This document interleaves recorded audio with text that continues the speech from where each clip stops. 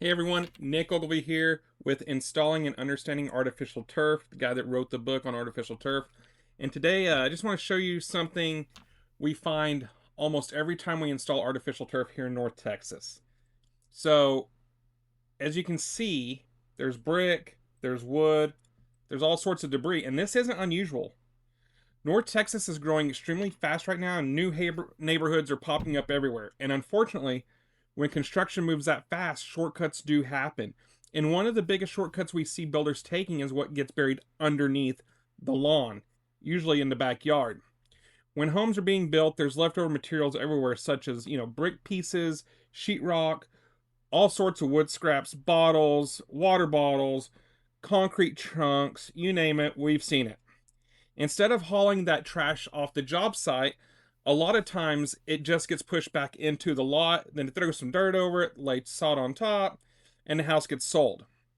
Now, the homeowner moves in thinking they've got a beautiful new lawn, but North Texas already has some of the toughest soil in the country for growing grass. When you mix bad clay soil with buried construction debris, now you've got a lawn that won't grow, and worse, will not drain. You get dead spots, standing water, and grass that's constantly struggling. So that's usually when the customers call us to install artificial turf. We dig down, the 4 to 5 inches, and almost every time we start excavating, we find this stuff: bricks, wood, sheetrock, bottles.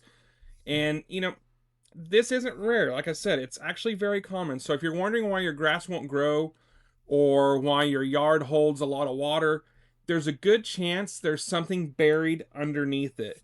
The difference with professional turf installation is we remove that debris, install proper rock base for a great, like, French drainage, and it actually works. Sometimes the problem isn't your lawn, it's what's buried underneath it. So, hey, this is Nick Ovey again.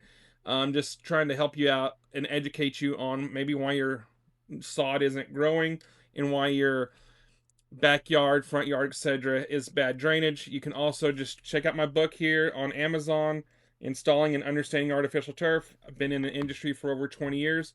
If you have any questions, comments, concerns, comment below. Be more than happy to help. Have a great day.